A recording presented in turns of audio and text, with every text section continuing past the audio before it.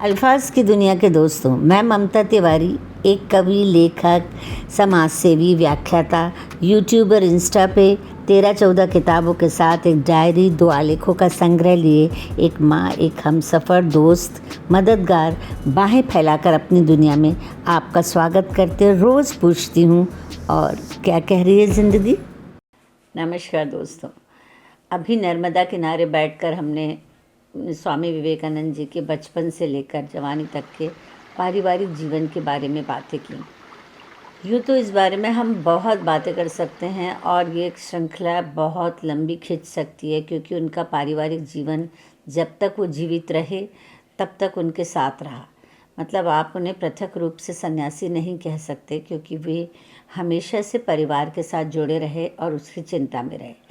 फिर इसके बाद एलाबोरेट करके शंकर ने फिर एक किताब निकाली। इसमें उन्होंने, लेकिन अब की बार जो है, उन्होंने इसमें 6 ग्रंथों का जिक्र किया है। The complete works of Swami Vivekananda, the gospel of Shri Ramakrishna the great master, the master as I saw him, the life of Swami Vivekananda, new discoveries, Swami Vivekananda in America, Swami Vivekananda on himself. उन्होंने अपने ऊपर भी कुछ यादें लिखी हैं, उनका भी जिक्र किया गया है। और इन सारी किताबों को, इसके अलावा जिस रूप में सिस्टर निवेदिता, मतलब एक ये गुरु या सन्यासी जो भी थे, योगी, ये एक अकेले ऐसे हैं जिनके हमें सब जगह ऑथेंटिक प्रमाण मिले, पत्र मिले, किताबें मिली। और इस किताब में हम जिस किताब से मैं अब सोच रही हूँ कि अब आपको उनका बचपन का और ये सारी चीज़ें बहुत हम बात कर चुके हैं, अब आप लोग उत्सुक भी होंगे कि श्री रामकृष्ण परमहंस से उनका परिचय कब और कैसे हुआ। ये स्वयं स्वामी विवेकानंद की लेखनी से ही सुनते हैं। मैं जिस संप्रदाय में शामिल हूँ उसे कहते हैं सन्यासी संप्रदाय। सन्यासी शब्द का अर्थ है जिस व्यक्ति ने सम्यक रूप से त्याग किया हो। यह अति प्राचीन संप्रदाय है। ईसा के जन्म से 560 वर्ष पहले महात्मा बुद्ध भी इसी संप्रदाय में शामिल थे।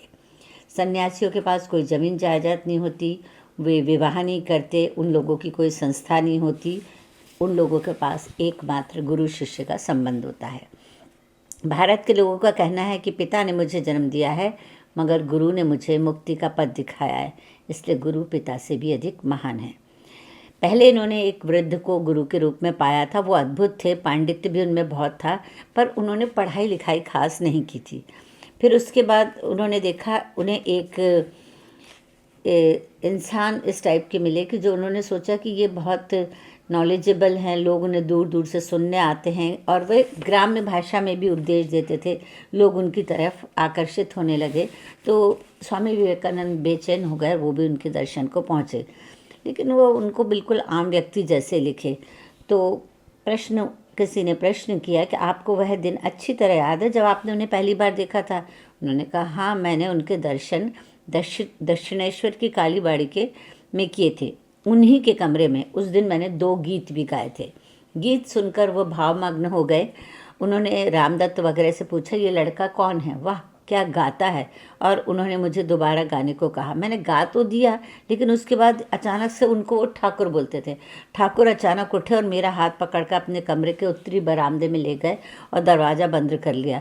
और उनके आँखों से आंसुओं की धार बहने लगी और एकदम से कहने लगे, इतने दिनों बाद आना हुआ, मैं कितनी अधीरता से तुम्हारी राह देख रहा था।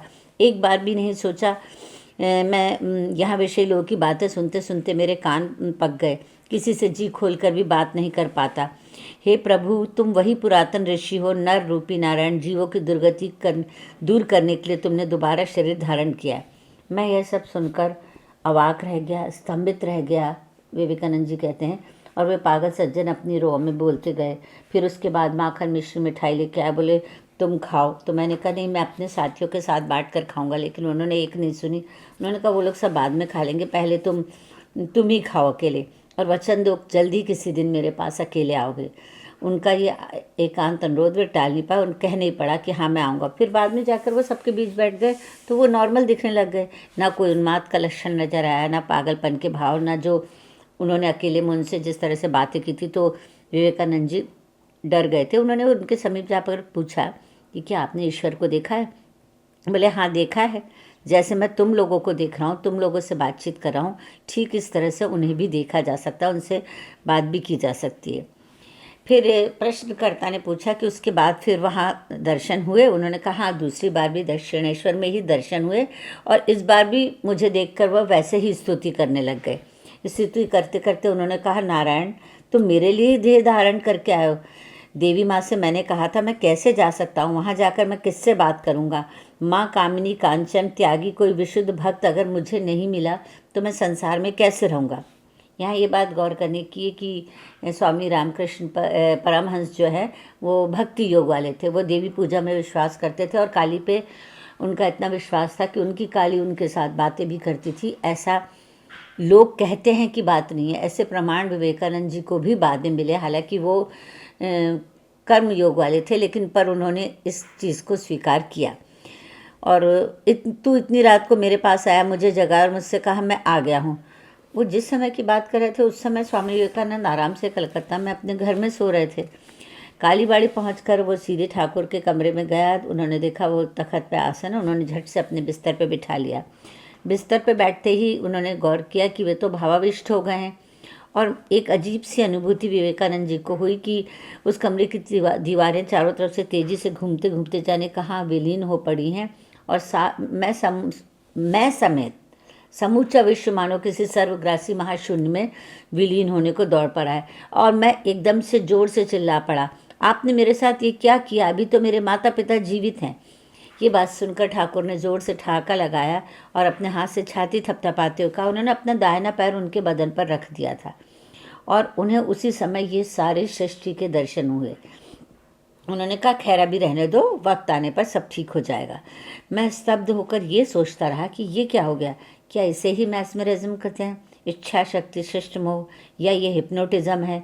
ये तो कमज़ोर मन पर असर डालती हैं ये चीज़ें, लेकिन मैं तो दुर्बल मना नहीं हूँ। फिर इसके अलावा मैं उनका भक्त भी नहीं हूँ, बल्कि मैं तो उन्हें कुछ पागल ही समझता हूँ। आखिर खैर जैसे भी हुआ, मैंने ये फैसला कर लिया कि चाहे जो भी हो, उनके स्वभाव और शक्ति को मुझे सटीक ढंग से समझना होगा। उनका ये अद्भुत वर्ताव मेरे लिए चिंता का विषय भी बन गया। आज शाम हो गई तो मैंने उनसे विदा ली। उन्होंने फिर उदास होकर कहा, वचन दो कि तुम जल्दी आओगे। मुझे फिर वचन देना पड़ा। एक दिन दक्षिणेश्वर के बगीचे में ठाकुर जी ने उन्हें छू लिया। उनके छूते ही उन्होंने देखा कि घर द्वार किवाड़ आंगन पेड़ पौधे सूर्य चंद्र सब कुछ मानो आकाश में विलीन हो गए हैं। और फिर मैंने दोबारा देखा कि सब चीज़ें ठीक जगह पर थीं, सब वैसे ही का वैसे ही था। इसी तरह एक दिन उनके साथ अमेरिका के झील के किनारे भी हुआ था। मेरे प्रति प्यार की वजह से वह अपना खुद का ध्यान बूंद भर भी नहीं रखते थे। पूरे समय मुझे खिलाने की सोचते रहते थे, पूरे समय मेरा ध्यान रखते थे, और उन्हें दूर से भी उन स्वामी विवेकानंद का ध्यान रहता था। वो पागल की तरह हंसते थे, कहते थे ठीक कहता है। बोले, उन्होंने कहा आप सावधान हो जाइए। बोले ठीक कहता है, तू सच्ची तो है, अब क्या होगा, मैं तुझे देखे बिना तो रह ही नहीं सकता। बेहद मुरझाए से हताश से वो ठाकुर माँ बोलते थे श्री जगदम्बा देवी को, उनको बताने चले गए और हंसते हुए लौट आए। मतलब जैसे बात करते हैं वो उनसे बात करने चले गए। बोले जा साला, मैं तेरी बात नहीं सुनूंगा। माँ ने कहा तू उसे साक्षात नारायण समझता है, इसलिए उसे प्यार करता है। जिस दिन तुझे उसमें नारायण नहीं दिखेंगे तो उस दिन उसका मुंह देखना भी भला नहीं लगेगा। तो एक दिन उन्होंने कहा तू अगर दिल से याद करे तो कृष्ण को अपने अंदर देख सकता है। तो स्वामी विवेकानंद ने कहा मैं किसी कृष्ण विष्णु को नहीं मानता। एक बार मैंने ये सारे जो रूप देखे और मैंने सोचा कि ये शायद मेरे मन की भूल है। तुरंत ठाकुर जी जगदम्बा माँ के पास पहुँचे। बोले माँ, नरेंद्र ऐसी बातें कर रहा है, क्या ये सब उसके मन की भूल है? माँ ने कहा नहीं, ये सब सत्य है। ये जो हमने अपने स्वयंभू वेद, धर्म ग्रंथ, बाइबल, कुरान और अन्य सभी सुप्रकाशित धर्म ग्रंथों के बारे में बातचीत की। बातचीत के अंत में उस साधु ने मुझे मेज पर रखी एक किताब ले आने का हुक्म दिया। उस किताब में अन्यान्य विषयों के साथ वर्षा फल का भी उल्लेख था। वे जो कहते थे शुरू में मैं उनकी ढेरों बातें नहीं मानता था। एक दिन उन्होंने मुझे पूछा तब तू आता ही क्यों है? तो मैंने कहा मैं आपको देखने आता हूँ, आपको सुनने के लिए नहीं। वो बहुत खुश हुए। उन्होंने कहा मुझ में तो योग शक्ति लाभ करने का उपाय नहीं है, मैं तेरे माध्यम से लाभ करूँगा, क्या कहता है? नहीं हो सकता, मैंने जवाब दिया। आप तो ईश्वर का रूप दर्शन करते हैं, इस बारे में पहले ही बता चुका हूँ कि ये मन का भ्रम मात्र है। उन्होंने कहा, अरे बाप रे, मैं हमेशा चिल्लाता रहा, अरे कोई भक्त है क्या चला आए, मेरे पास चला आए। तो माँ ने कहा, सभी भक्त आएंगे। देखो, बात सच हो गई, मैं ब्राह्मण समाज का साधारण सदस्य बन गया। ये बात वो जानते थे। वहाँ महिलाएं भी जाती थी। महिलाओं को सामने रखकर ध्यान नहीं किया जा सकता, इसलिए वे इसकी निंदा करते थे। लेकिन उन्होंने कुछ नहीं कहा, सिर्फ एक दिन कहा, राखाल, स्वामी ब्रह्मानंद से ये सब बातें मत कहना कि तू समाज का सदस्य बना है, उसका भी फिर सदस्य बनने का मन करेगा। ठाकुर ने मुझे ग्रहण कर लिया था, मतलब इनकी इस आदत के साथ कि वे मूर्ति पूजा में भी विश्वास नहीं करते थे, उनकी देवी में भी विश्वास नहीं करते थे। मैं कहता था, क्यों महाशय, ईश्वर तो इतने पक्षपाती नहीं है जो एक किसी पर कृपा बरसाएं और दूसरे पर कृपा ना करें। आप मुझ पर ही कृपा बरसाते रहते हैं। उन्होंने कहा, क्या करूं, मुझे तो माँ जो दिखा देती है, उन लोगों में सांडों जैसा पशुभाव विद्यमान है। इस जन्म में उन लोग को शांति का लाभ नहीं होगा। पर तू विश्वास करे या ना करे, मुझे तो माँ ही राह दिखाती हैं। मैं भी उनकी बातें किसी शर्त पर स्वीकार नहीं करता था। दिन बीतते गए, समझ में आता गया ठाकुर जो कहते हैं वही सच है, मेरी धारणा ही गलत है। दक्षिणेश्वर पहुंचते ही दूसरे को जो जो पढ़ने को मना करते थे, वही वही किताबें वो इनको थमा देते थे। अन्य पुस्तकों के साथ उनके उसमें थी अष्टावक्र संहिता, जो वो किसी को भी नहीं देते थे, लेकिन उन्होंने वो किताब उन्हें पढ़ने को दी। अगर मैं ये कहता कि ये किताब पढ़कर क्या होगा, मैं भगवान हूँ, ये सोचना पाप है, इस किताब में वही पाप कथा लिखी है, तो वो हंसते हंसते कहते थे कि मैं तुमसे पढ़ने को कह रहा हूँ, मैं तो ये ज़रा पढ़कर मुझे सुनाने को कह रहा हूँ, मैं तुझसे थोड़ी कह रहा हूँ कि तू भगवान है। तो वो बोले, ठीक है, मुझे पढ़ने में कोई आपत्ति नहीं। घर लौटकर मुझे वही वही दिखाई देते थे, जो कुछ भी देखता था उसमें वही नज़र आते थे। जब मैं भोजन करने बैठा तो देखा भात थाली परोसने वाला और खुद मैं भी वही हूँ। 2-1 कौर के बाद मैं स्थिर बैठ गया। माँ ने पूछा, खा क्यों नहीं रहा? माँ की आवाज़ पे मुझे होश आया और मैंने दोबारा खाना शुरू किया। इस तरह खाते पीते सोते कॉलेज जाते हर पल यही दृश्य दिखने लगा। जाने कैसी घोर बेसुधी में आच्छन्न रहने लगा। सड़क पर चलता हूँ, गाड़ी आते हुए देख रहा हूँ, लेकिन वहाँ से हटने की प्रवृत्ति नहीं हो रही। मुझे लगा कि वे गाड़ी और मैं एक ही हूँ।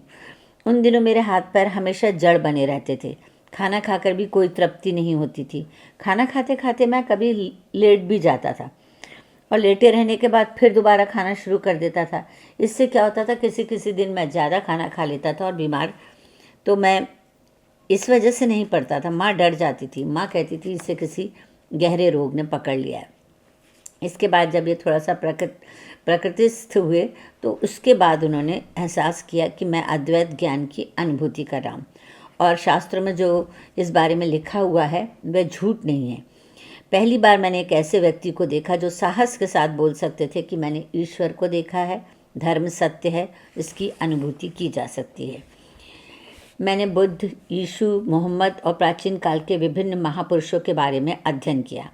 आमतौर पर तो वे द्वैतवाद की शिक्षा देते थे, अद्वैतवाद की शिक्षा ना देना ही उनका नियम था, लेकिन उन्होंने रामकृष्ण परमहंस ने विवेकानंद जी को अद्वैतवाद की भी शिक्षा दी।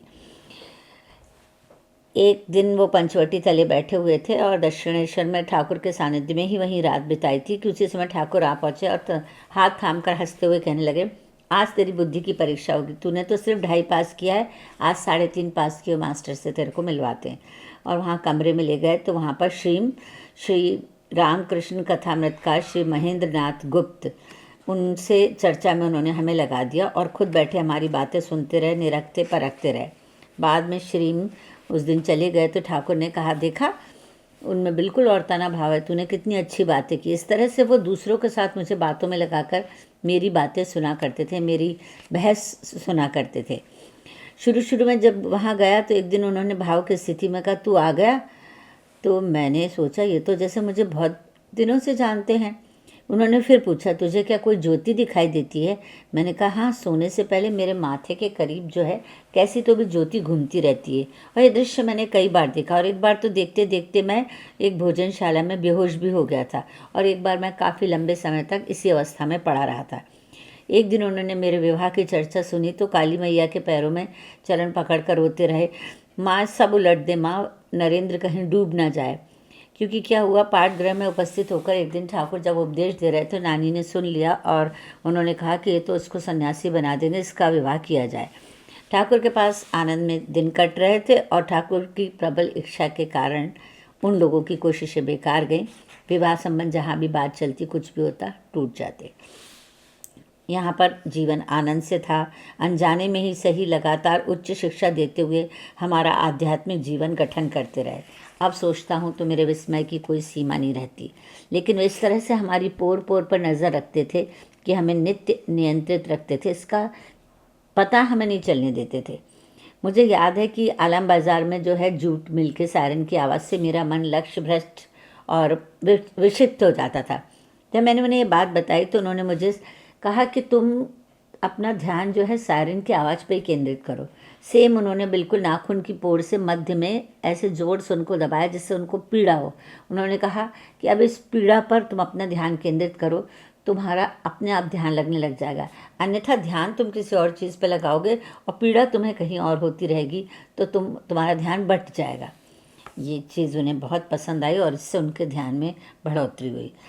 अब ठाकुर की साधना स्थली निर्जन, पंचवटी, बहुत इन सब का क्रीड़ा स्थल थे। सब लोग वहाँ पर दिन भर दौड़ते फिरते थे, पेड़ों पे चढ़ते थे, झूला झूलते थे और चढ़ुई माती बोलते हैं बंगाली में, यानी पिकनिक मनाते थे। उसमें ठाकुर जी भी शामिल रहते थे। एक दिन स्वामी विवेकानंद ने स्वयं भोजन बनाया, ग्रहण किया सबने, तो इनके लिए अलग से बनवाया गया था क्योंकि वो किसी के हाथ का, ब्राह्मण के अलावा किसी के हाथ का भोजन नहीं करते थे, रामकृष्ण परमहंस। लेकिन उन्होंने कहा नहीं, मैं स्वामी विवेकानंद के हाथ का भोजन करूँगा। इन्होंने कहा भी कि नहीं नहीं आप मत खाइए, पर उन्होंने वो भोजन ग्रहण किया। फिर एक बार उन्होंने अन्नदा गुहा करके हैं, स्वामी विवेकानंद के बचपन के दोस्त भी हैं, उन्होंने अन्नदा गुहा से कहा कि नरेंद्र के पिता की मृत्यु हो गई है, वे लोग बहुत तकलीफ़ में हैं, ऐसे में अगर यार दोस्त मदद करें तो अच्छा हो। अन्नदा गुहा के जाने के बाद मैं ज़ोर से बिफर पड़ा और उनसे कहा, आपने मेरे ये बात मुझसे क्यों कही? तिरस्कृत होकर ठाकुर रोने लग गए। उन्होंने कहा, तेरे लिए तो मैं दर दर भीख मांग सकता हूँ। उन्होंने अपने प्यार से हम सबको वश में कर लिया था। मृत्यु सूतक के समापन होने से पहले ही नंगे पैर चिलचिलाती धूप में मैं दफ्तर नौकरी ढूंढता फिरा। संसार के साथ पहले परिचय में मैंने महसूस किया कि स्वार्थ शून्य सहानुभूति यहाँ अत्यंत विरल है। दुर्बल दरिद्र लोगों के लिए इस दुनिया में कोई भी जगह नहीं है और इसके कारण लोगों ने उनको, मैंने पहले बताया था, प्रलोभन दिए। किसी ने वैश्यगामी होने को कहा, किसी ने शराब पीने को, किसी ने गांजा पीने को, और पर गुपचुप का कोई भी काम करना इनकी प्रकृति के विरुद्ध था। बचपन से ही कभी ऐसा करना तो दूर, डर या किसी वजह से भी मैंने कभी अपने मन की बात छुपाने की कोशिश नहीं करी। और धीरे धीरे ये बात, चूँकि ये एक ऑफ़र था, ऐसे चारों तरफ फैल गई कि इनका अधः पतन हो गया है और इसलिए सब ने इनको ठुकरा दिया कि ये बिगड़ गए हैं और लोगों को बहुत खुशी हुई। मैं लेकिन बहुत खुश हुआ, विवेकानंद जी कहते हैं, क्योंकि इसके कारण मेरे से सारे लोग दूर हो गए और मैं अकेले रहना चाहता था। पर वहाँ पर उनके मित्र ने रोते रोते जब वहाँ पर मठ में कहा उनसे, परमहंस से, कि अब नरेंद्र का क्या हाल होगा, ऐसा तो सपने में भी नहीं सोचा था। तो ठाकुर जी एकदम से चिल्ला पड़े, चुप करो सालों, श्री माँ ने कहा है कि वैसा कभी भी नहीं हो सकता। अब दोबारा मेरे सामने चर्चा की गई तो मैं तुम लोगों का मुँह नहीं देखूंगा। मतलब उन्हें इतना विश्वास था कि विवेकानंद ऐसा नहीं कर सकते। अब मैं संसार की निंदा स्तुति से उदासीन हो गया। इस बारे में मैं दृढ़ विश्वासी हो उठा कि आम तुच्छ लोगों की तरह अर्थोपार्जन करके अपने परिवार की सेवा करने और भोग में सुख समय बिताने के लिए मेरे पास समय नहीं है। मेरा जन्म नहीं हुआ है। मैं भीष्म पितामह की तरह संसार त्याग के लिए चुपचाप प्रस्तुत होने लगा। जब मैंने जाने का दिन तय कर डाला तो उसी दिन मुझे खबर मिली कि ठाकुर अपने किसी भक्त के यहाँ कलकत्ता आ रहा है। मैंने कहा चलो अच्छा है, जाने से पहले मैं गुरु दर्शन कर लूँगा। जैसे ही ठाकुर के दर्शन हुए, उन्होंने कसकर हाथ थामते कहा, तुझे मेरे साथ आज दक्षिणेश्वर चलना होगा। मैंने तरह तरह के बहाने बनाए पर उन्होंने नहीं माने और ऐन उसी वक्त उन पर ठाकुर भाव आ गया। वो भाव जब आता था जब वो एकदम लीन हो जाते थे और धार धार आंसू बहाते हुए गा बैठे, बात कहते डरूं ना कहते भी डरूं, मेरे मन में जागा संदेह, कहीं तुम्हें ना खो दूं। मैं निश्चित बिल्कुल जान गया कि ठाकुर मेरे मन की सारी बातें जान गए। उन्होंने कहा, हम दोनों का तो एक सही हाल हो गया। बाद में रात को सबको वहाँ से हटाकर उन्होंने मेरे करीब आकर पूछा, जानता हूँ मैं, तुम माँ का काम करने के लिए ही आए हो। गृह गृहस्थी में तुम्हारा मन कभी भी नहीं टिका, लेकिन जितने दिन मैं यहाँ हूँ मेरे लिए रहो। और आंखों से आंसू बहने लगे। जैसे ही फिर ठाकुर से विदा लेकर वो घर आए, फिर घर गृहस्थी की चिंता में डूब गए। अटॉर्नी दफ्तर में मेहनत मशक्क़त कर पुस्तकों के अनुवाद से थोड़ी कमाई करने लगा, जिससे घर चले। कुछ दिन बाद मुझे ख्याल आया कि ठाकुर तो जो है ईश्वर से जुड़े हैं और ईश्वर उनकी हर बात सुनते हैं, तो उनसे ही अनुरोध किया जाए कि मेरे माँ भाइयों और बहनों के लिए खाने पीने की तकलीफ़ दूर हो जाए। मैंने जाकर सीधे उनके पैर पकड़ लिए और कहा कि आपको अपनी माँ से बात करनी पड़ेगी, यानी जगदम्बा माँ से बात करनी पड़ेगी, ताकि मेरे कष्ट दूर करे। उन्होंने कहा ये बात मैं नहीं कह पा सकता, तू अपनी बात खुद कह। बोले तो मैंने कहा कि मैं माँ को जानता नहीं, आप मेरे लिए माँ से कहना। तो उन्होंने कहा अरे मैंने तो बहुत बार कहा है माँ नरेंद्र का कष्ट दूर रखो, लेकिन तू माँ को नहीं मानता, इसीलिए तो माँ नहीं सुनती। अब तू खुद कहेगा तो वो सुनेंगी। मंदिर में उपस्थित होकर मैंने देखा माँ सच ही चिन्मयी हैं, सच ही जीविता हैं और अनंत प्रेम तथा सौंदर्य की स्वरूपिणी हैं। मेरा मन भक्ति और प्रेम से भर उठा। माँ से उन्होंने कहा कि मुझे विवेक दो, वैराग्य दो, ज्ञान दो, भक्ति दो, तुम्हारे अबाध दर्शन नित्य लाभ करूँ, मुझे बस ऐसा बना दो। वो भूल गए कि वो क्या मांगने आए थे। ठाकुर के पास लौटते ही माँ ने पूछा कि क्यों, माँ से सांसारिक अभाव दूर करने की प्रार्थना करा है ना। इस प्रश्न सुनकर मैं चकरा गया। बोले नहीं, मैं तो भूल गया, मैं क्या करूँ। उन्होंने कहा जाओ जाओ, फिर से जाओ और जाकर अपनी बात कहो। मैं फिर वहाँ पहुँचा और वहाँ फिर ज्ञान भक्ति की प्रार्थना करके लौट आया। इस बार ठाकुर ने हंसते हंसते कहा क्यों रे, इस बार तो कहा आया ना। मैं फिर चौंक गया।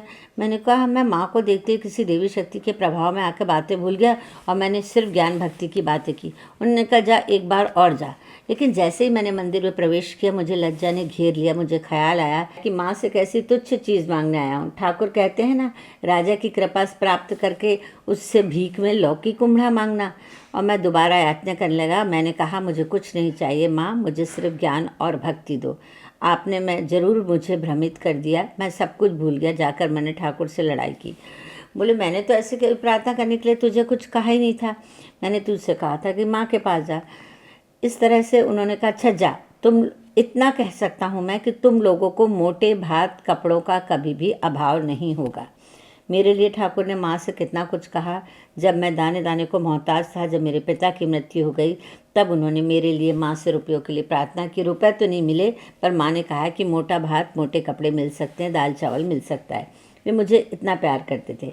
जब मैं अन्नदा के साथ घूमता फिरता था, जब कभी बुरे लोगों की संगति में जा पड़ता था, तो उन्हें खबर मिल जाती थी।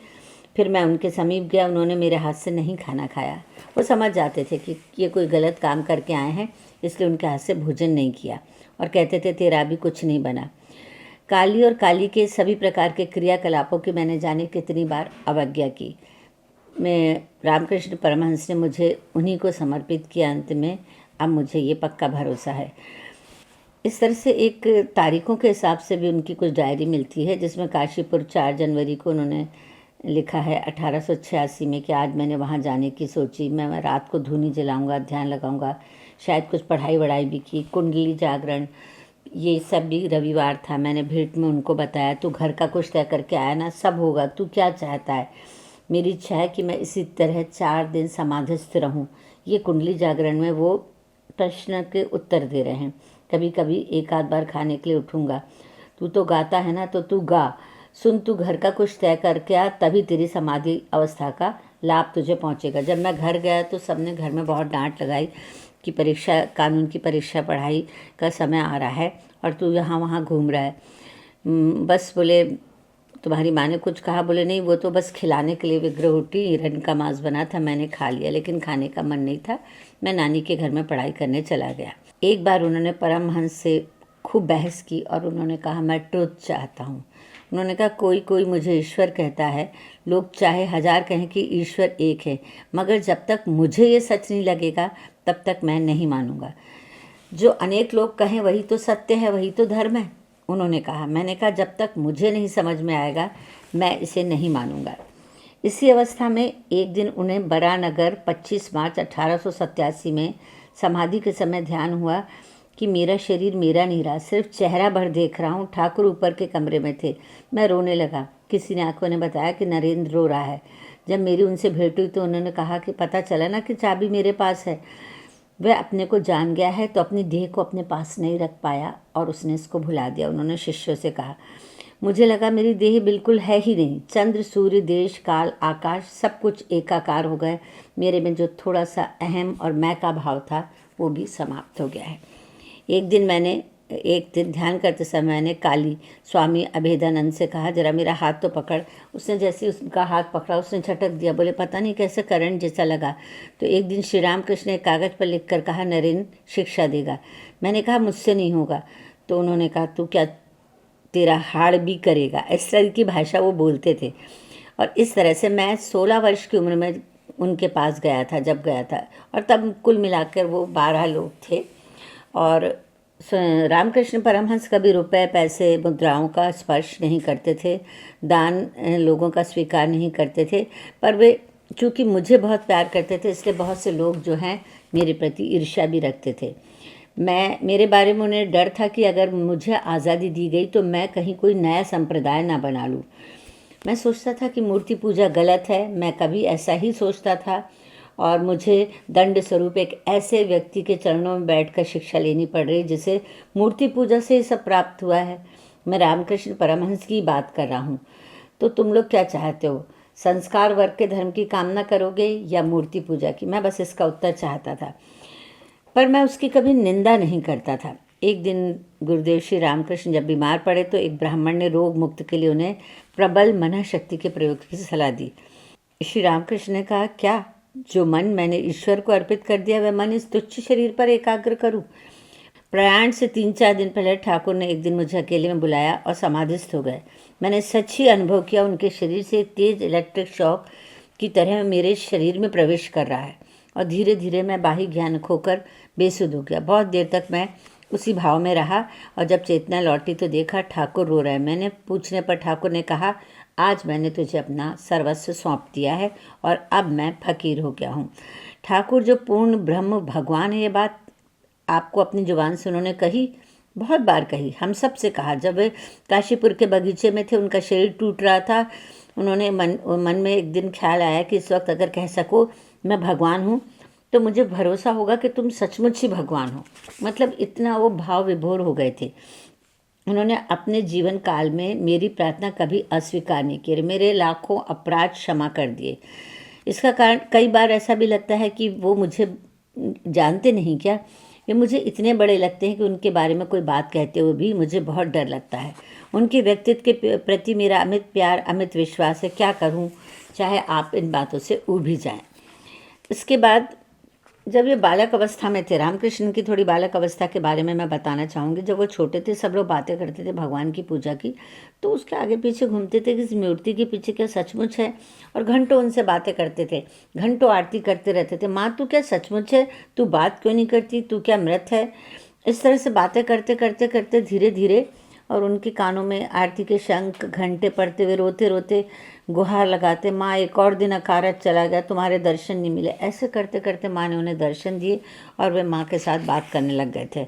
ऐसा सबका मानना है कि उन्होंने बचपन से ही माँ की जिस तरीके से प्रार्थना की थी, और बहुत लोगों को लगता था कि उनका बुद्धि थोड़ी सी भ्रष्ट सी हो गई है, तो ज़बरदस्ती पकड़ के उनका विवाह कर दिया था। पर उनकी पत्नी ने उनसे कहा कि उन्होंने कहा कि देखो, मैं अपनी प्रत्येक नारी को जननी के तौर पर देखना चाहता हूँ, तुम्हें भी इसी रूप में देख रहा हूँ। तो उन्होंने कहा, मैं आपको कष्ट नहीं दूंगी, घर बार के लिए मेरी कोई वंशा नहीं है, मैं आपकी सेवा करूँगी। और सचमुच में वह उनकी शिष्या बन गई।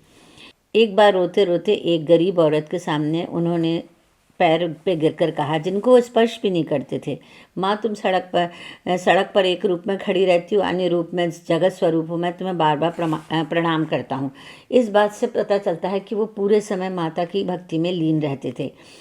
श्री रामकृष्ण ने तंत्र साधना भी की थी, मगर प्राचीन ढंग से नहीं। जहाँ शराब पीने का विधान था वहाँ वे केवल बूंद भर कारण रस माथे से लगा लेते थे, पर वो उस शराब कभी नहीं पीते थे। और थोड़े दिनों में उनके गले में एक फोड़ा निकल आया और धीरे धीरे उनका बोलना बंद होने लगा। लेकिन उन्होंने बात करना बंद नहीं किया। उनको जब कहा गया कि आप ये सब छोड़ दीजिए तो उन्होंने कहा, क्या देह का कष्ट, मेरी कितनी ही देह हुई, कितनी ही देह चली गई, पर अगर दूसरे की सेवा में जाएं तो मैं धन्य हो जाऊंगा। और धीरे धीरे उनके बोलने की शक्ति खत्म होने लगी। वे जो कहते वही करते थे। एक दिन उन्होंने हमें संकेत में बताया कि वो उसी दिन देह त्याग करेंगे और वेद का पवित्रतम मंत्र ओम रटते रटते वे महासमाधि में चले गए। ठाकुर कहते थे हो रहा है, हो जाएगा, ये सब भाव अपने मन में हमेशा रखना। श्री रामकृष्ण हमेशा ये भी कहते थे कि जितने दिन जीऊँगा उतने दिन तक मैं सीखूँगा। जिस दिन रामकृष्ण जी ने जन्म लिया था उसी दिन से आधुनिक भारत की जय यात्रा स्वर्ण युग का प्रारंभ हुआ था और उनके शिष्य बने स्वामी विवेकानंद। ठाकुर ने एक बार कहा था कि वे हम सब के बीच एक बार दोबारा लौट कर आएंगे और मुझे लगता है कि उसके बाद वे विदेह मुक्ति की स्थिति में लौट जाएंगे। तो क्या वे कोई संप्रदाय स्थापित करके गए? नहीं, उन्होंने किसी भी तरह का संप्रदाय और कट्टरपन का ज्ञान हमें नहीं दिया। और रामकृष्ण जिस तरह से त्याग की साकार मूर्ति थे, जो सन्यासी लोग होते हैं जिन्हें धन ऐश्वर्य मान सम्मान क्या क्या चीज़ें मिलती हैं, वैसा उनके पास कुछ भी नहीं कहा था। जिस दिन उन्होंने जन्म लिया उसी दिन से सतयुग आ गया था। अब क्या करते ये आदिमठ बरानगर और इनका परिव्राजक जीवन शुरू हुआ, जिसमें इनके पास ये लोग कुल 12 लोग रह गए थे और सब तप ध्यान करते, 3 बजे उठ जाते और फिर उसके बाद ध्यान में डूब जाते। और शशि स्वामी रामकृष्णानंद सबके लिए भोजन बनाते। भोजन भी क्या होता था, कुछ भी जो मांग मूंग कर लाते, बस थोड़ा बहुत उससे काम होता रहता था। सब इधर उधर बिखरने भी लग गए, लेकिन सब अपनी प्रैक्टिस करते रहे, मतलब अपने ध्यान और ज्ञान दोनों की प्रैक्टिस करते रहे। और इस तरह से इन नौजवानों के दिन गुजरने लगे और इनका पूरा दल समग्र होकर पूरे भारत में भ्रमण करने लगा। मतलब ये बात हो गई कि कभी इन लोग को खाना मिलता था, कभी नहीं मिलता था। और आज ये बात हो गई कि रामकृष्ण के जाने के बाद इन्हें लगा कि कहीं इनका ज्ञान बिखर के न रह जाए। तो रामकृष्ण परमहंस से मुलाकात और उनके साथ उनका जीवन मैंने आपको बहुत अच्छी तरीके से बताया। आपको कैसा लगा आप ये बात ज़रूर बताइएगा। मुझे पढ़ते पढ़ते मैं इतनी विभोर हो गई, मेरे पास इतनी सारी देखिए पुस्तकें भी जमा हो गई हैं और लोगों की बातें, कुछ लोगों से मैंने बातें की तो मुझे कुछ अद्भुत बातें भी उनके बारे में पता चली, जिनका जिक्र हम बाद के एपिसोड में करेंगे। लेकिन रामकृष्ण परमहंस के बाद अब स्वामी विवेकानंद को गाइड करने की किसी को ज़रूरत नहीं थी, क्योंकि रामकृष्ण परमहंस उन्हीं के अंदर समा गए थे। तो अगले अंक में हम देखेंगे कि सुनेंगे कि किस तरीके से अब वो अपनी एक दुनिया जो थी उसमें से बाहर निकले और किस तरह से उन्होंने देश के साथ विदेश में यात्रा कैसे की, जबकि उनके पास धन भी नहीं था, कुछ भी नहीं था। किस तरह से उन्होंने संपर्क बनाए और कैसे वो विदेश गए और वो महान भाषण जो शिकागो में उन्होंने दिया था वो किस तरीके से दुनिया के सामने आया। तब तक के लिए मैं विदा लेती हूँ। आप बताते रहिएगा, सब्सक्राइब करिए, शेयर कीजिए दोस्तों से और बताइएगा कि कैसा लगा आपको। नमस्कार, धन्यवाद।